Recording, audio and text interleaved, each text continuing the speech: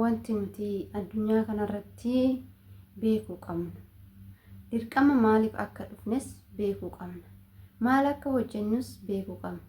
Maaliif akka hojjennus immoo beekuu qabna. Harka fuudhe jaalatamtootaa fi hordoftoota kabajamtoota keenya jira jirtu fayyaa keessanii. Ani akkuma argitan nagaa fayyaa kooti. Galata Rabbii. Isinis akka nagaa fayyaa taatan abdii guddaan qaba. Egaa maal qabattee dhufteen naan jechuun keessan hin oolu. Haaluma miidiyaa kanarratti waa arginuun waan baay'ee argaa deemna, waan baay'ee laalaa deemna jechuudha. Iji keenya kun tolaas hin laalaa, badaas hin laala.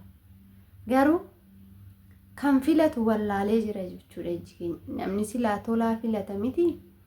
Nuti garuu kan filannuyyuu walii wallaallee jechuudha. Kamtu kamii?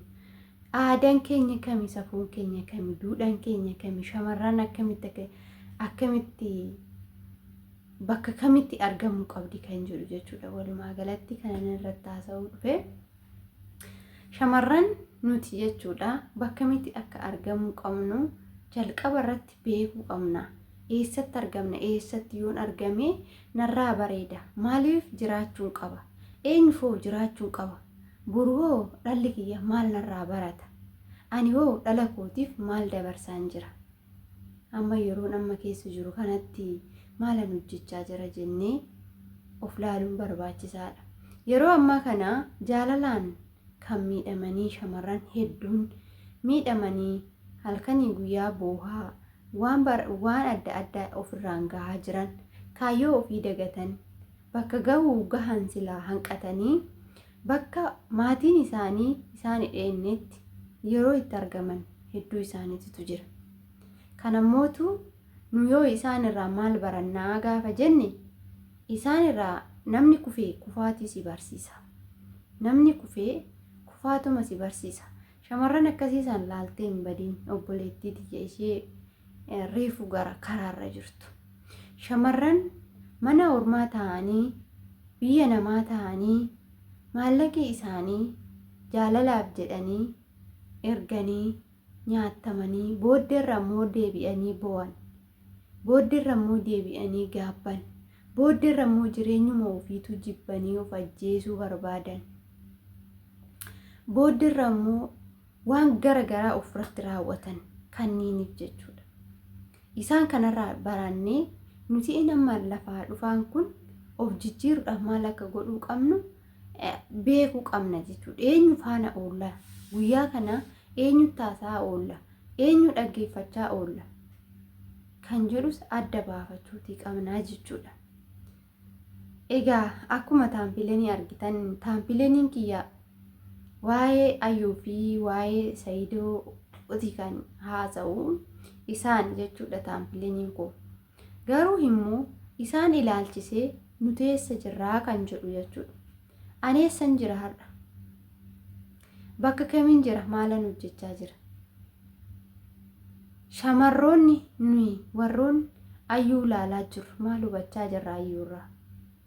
Warroonni yoo Saayidoo laalaa jiru maal hubachaa jirra? Hundaa daawwachaa jirra. Maal hubanne achi keessatti? Moo akkanumaan Ayyuun akkana taate Ayyuun fuudhee Saayidoon Ayyuu akkas godhe Ayyuun akkana taate Ayyuu warri kennuu dide kanuma qofaa wanti nuti dhaggeeffanne. Maal baranne? Mee isin wanna barattan tokko tokkoon koomintii jalatti naa barreessa. Piraankis ta'u wanti hojjetamu kamiyyuu nama barsiisa. Viidiyoon badaan tokkos nama barsiisa. Maal si barsiisa? Viidiyoo badaan wantuma badaa si barsiisa. Sammuu kee keessa wanti badaan akka galu taasisa. Wanti gaariinoo maal si barsiisa? Waanuma gaarii si barsiisa. Piraankiinoo fakkeenyaaf piraankiin gaafa namarratti hojjetan maal nama barsiisaa jira? Piraankii tokko gaafa hojjetanii gadiin bahanii namarratti namni sun hangam akka cimina qabu wanta nama rifachiisu wayii himu. Wanta nama gammachiisus haaluma saniin raawwatu jechuudha. Kana keessatti maal hubanne? Fakkeenyaaf Ayyuu yoo fudhadhe jalqabarraa daawwadhe jalqabarraa hin daawwachuu eegale. Guyyaa dura piraankii taatu piraankiin kuni ishiidhaaf piraankii itti fakkaan dhugaa itti fakkaate. Maaliif jalqabuma jaalala isaati waan guddachaa dhufteef waan waliin guddatteef naa ta'a jettee waan amanteef isinii galee ishiin piraankii seene haa jennuuti. Garuu immoo dafanii waan hundatti muddamanii gammaduun waan tokko osoo hin qoratin osoo adda hin baafatin wanti kun na miidhuuf dhufe moo na tolchuuf dhufe, wanti kun haala kamiin natti deemaa jira, ani hoo haala kamiyyoon itti deemin waan kana fiixan bahuu danda'a, akkamittiin fiixan baha, akkamittiin injifadha jettee laaluuf qabdi turte jalqaba duraa. Garuu ishii saniin goone jalqaba irratti waanuma wayii yaada jaalalaa waan sammuu ishii keessa galchitee jirtuu fi wanti kunuyyuu sammuutti ishii hin dhufne. Silaa sammuutti ishii dhufuu qaba ture, yaaduu qabdi ture, duraa duuba laaluu qabdi ture. Boroo maaltu na rakkisa, har'a abbaa maatii heerumaan jira, abbaa manaa namaa heerumaan jira, innis na barbaaduuf dhufe. Gaafuma piraankii taatu san na barbaaduuf dhufe, maal gochuun qaba jettee sammuu ishiitiin mari'achuu qabdi turte. Boruun kuni waan irra ga'u osoo hin beekin nuhi jechuudha. Shamarroonni hedduun boruu keenya nurra waan ga'u osoo hin beekin onlaayinii dhaan isaa ta'u qaaman isaa ta'u namoota nu madaalle wajjin gaafa oollu waanuma nu madaalle keessa gadi buuna jechuudha. Kana yoon jedhu Sayidoon ishii hin madaalu jechuu koo osoo hin taane bakka nu hin malle hin dhaabbachuun gaarii miti jechuudha. Inni dhagee piraankii godhe namoota hedduudha jechuudha. Isaan amma piraankii yaa hojjechaa jiran malee barnootaaf hojjechaa jiru. Isinii galee barnoota irraa barachuudhaaf isinii galee barnootaaf. Akkasumas immoo biyya keenya keessatti gabbarri yookaan gabbarri shamarranii jechuudha qaala'ee jira gar malee. Isaanis wal qabsiisanii akka jireenyi qaala'e kanaan hiyyeessi tokko fuudhuu akka hin dandeenye waan akkasiisan mul'isu jechuudha. Hiyyeessis akkuma mataa isaatitti bula jechuudha. Garuu hiyyoommanne jedhee namni fuudha dhiise hin jiru, namni heerumas dhiise hin jiru jechuudha. Hangana na gaafatanii osoo hin taane wal mari'atanii akka dandeettii keetitti yoo qabaatte 600 miti miliyoona tokko kaffaluu ni dandeessa jechuudha. Hundumtuu qabeenya irratti hundaa'a. Shamarran yeroo baay'ee hin muddamna. Maaliif in jarjarra waan jaalannu tokko waa arganne wanti sun akka tasaa ta'ee nu madaaluuf nu qoruuf gaafa nutti dhufu maal nu godha? Nuyi miira gammachuutiin guutamne waan san gaafa fudhannu wanti sun immoo nutti garagaree soba nutti ta'ee nu boochisa jechuudha. Hundi keenyayyuu akkasuma jechuudha. Gaafa waan tokko itti seennu gammachuudhaan itti seenna. Gaafa mooyyuu keessaa bahuun rakkoo nutti ta'e gaafa sanis akkasumatti rakkoo guddaa keessa seenna jechuudha. Rakkoo keessa hin seenneyyuu hin jiru jechuudha. Kanaaf maal jechuun barbaadee walumaa garatti osoo muddamuu baanni muddamuun nu hin barbaachisu. Maaliif muddamna? Waan tokko osoo hin qoratiin maaliif itti seenna?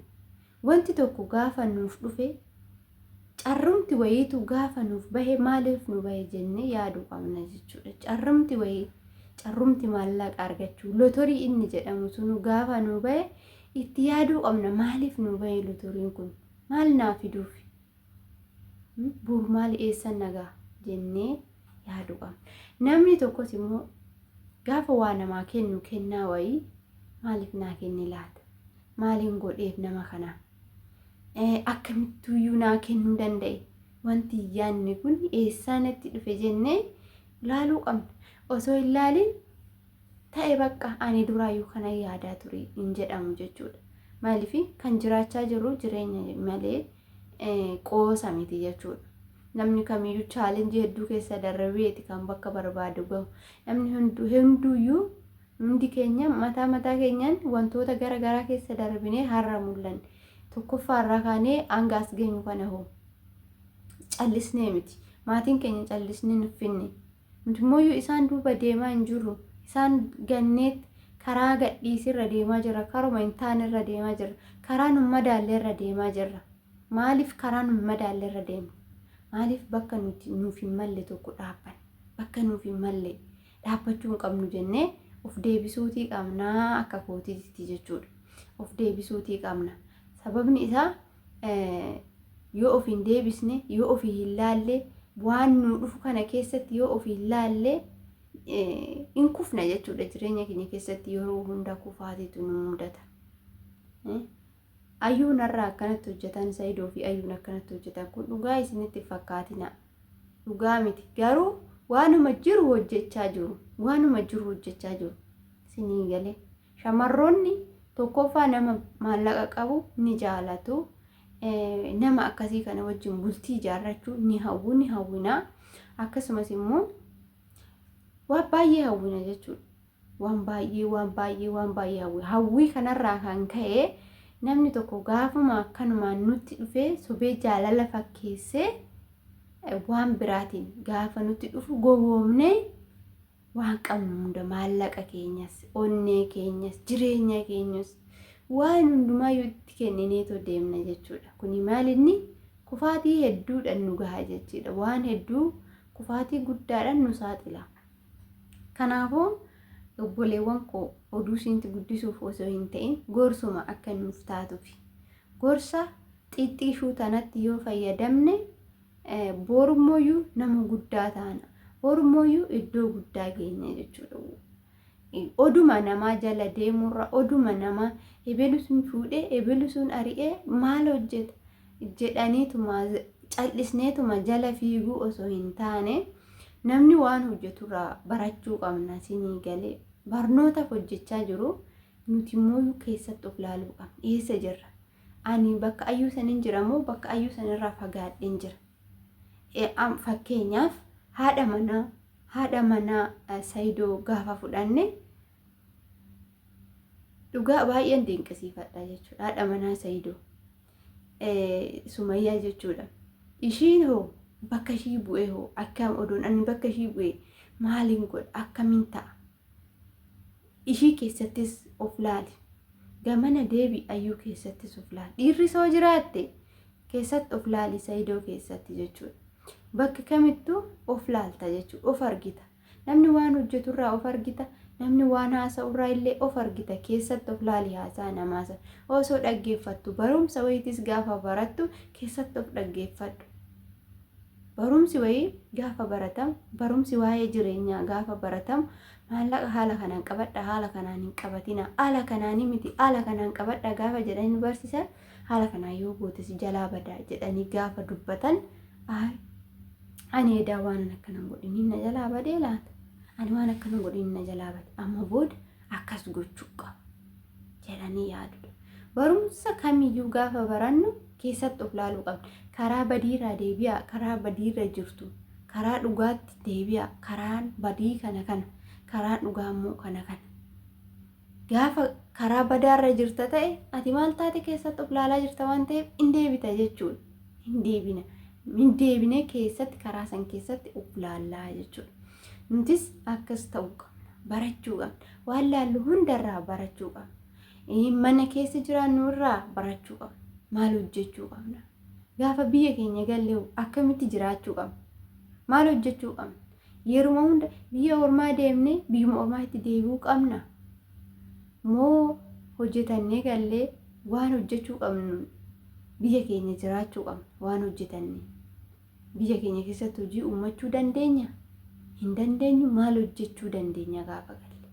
Kanallee yaaduun barbaachisaadha. Gaafa bultii ijaarradhe hoo bultii kiyya keessatti maaltu na barbaachisa? Kana baradhaa. Callisneetuma yoo nama jala fiigaa baanee waggaa 5, waggaa 6, waggaa 2, waggaa 3 as teenyee gallee ammallee biyyuma ormaa kanatti as deebina jechuudha. Hawwinee biyyuma ormaa ta'uuna maaliif hin laalle malee waan san hin baranne jechuudha. Waan laallee waan ijaan laalle malee sammuu keenyatti hin baranne, namni akkamitti akka jiraachaa jiru hin baranne, naannoo waan laalturraa miidiyaarraa waa hin baranne akkamitti of baruu dandeessa? akkaataa itti of bartu barbaaddachuu sirra jiraata jechuudha. Akkaataa itti of barru barbaaddachuu nurra jiraata walumaa galatti jechuudha. Yoonaas immoo ebeluu nama tokkoon jechaa hin jiru. Ati jechuun ana jechuudha. Sinii galee kana keessatti of laallee jireenya keenya keessatti of laallee deemuu qabna. Namumti tokko waan tokko hojjeteef piraankii hojjeteef waan barbaade hojjeteef jala fiigne hafarsuu hin qabnu. Taariitti warra yuutuubii hojjetuu fi nuyi fakkeenyaaf ofumarraa kaasee gabaa nuuf ta'uu danda'a. Amma ho'a kana namni nu laaluu danda'a. Garuu maaluma irraa baranna? Ani fidee irraa haasa'eef waan irraa baradhu hin qabu. Waan irraa namni na barsiisu tokko yaada yoon irratti kennadhe yaadni kiyya sun naaf ta'a. Yaadni ani baasu nama hunda gammachiisuu dhabuu danda'a. Nama hundaaf ta'uu dhabuu danda'a. Ilmi namaa akkuma bifaan garagara ta'e yaadni namaatillee hedduu isaa garagara jechuudha. Baay'isee garagara. Kanaafuu dirqama yaadni namaa kiyya ta'uu hin danda'u, kan namaa sun kiyya ta'uu hin danda'u. Ani kiyyan ibsadha, namni sunis immoo kan isaati ibsata jechuudha. Hunduu mataa. Yeroo hunda oduu jala fiiguu irra nutis waan odeeffamu kana xiinxaluu qabna, hojiirra oolchuu qabna jechuudha. Waan xiinxallisan immoo dafnee hojiirra oolchuu qabnan isiniin jedha. Tarii viidiyoon koo hin dheerate fakkaata. Yoon balleesse namni kaan dogoggora, namni gaafa haasaa wal keessa makuu danda'a. Wantoota garaagaraa tarii nama si mufachiisu hordoftoota koo mufachiisuu hin danda'a. Dhiifama guddaa isiniin jecha egaa qophiin kiyyaarraaf qopheeffadhee dhufee kanuma fakkaata jechuudha. Warroonni mana kanaa fi sabskiraayibii godhaa. Warroonni immoo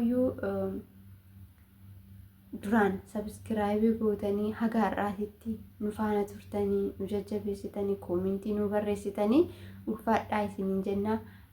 Akkasumas warroota haaraa sheer godhuu hin dagatinaa. Egaa nu jajjabeessai. Wal jajjabeessuun immoo aadaa keenya nuuf haa ta'u. Nama jala fiiganii kan nama laaluu qofa osoo hin taane nu hojjenne wanni kun nuuf hin ta'u, nuuf hin madaalu jechuu qabna jechuudha. Hundumti keenya waan namni hojjeturraa laaltee habuu yookaan jaluma deemteetuma koomentii qofa barreessuu irra akkamitti hojjetama jedhamee barachuutu gaariidhaan isiniin jedha. Egaa waan laaltan hundumarraa iyyuu waa baradhaa.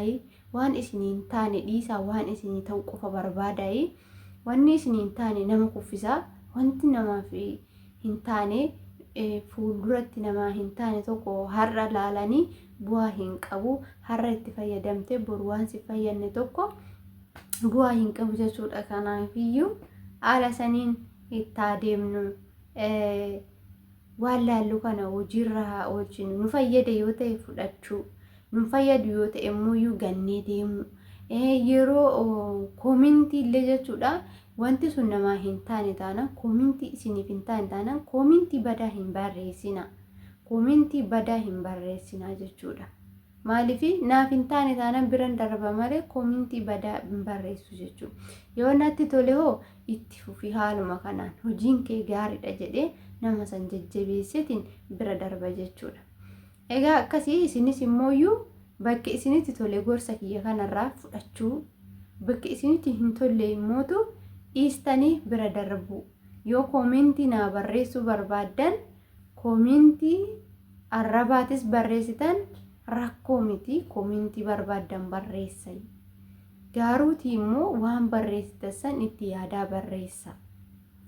Sinii galee itti yaadaa nama kanas hubachaa, ofis hubachaa itti yaadaa waan barreessuu qabdan barreessa isiniin jedha. Iddoon itti dogoggoree ammallee irra deebuudhaan dhiifama. Horaa bulaa.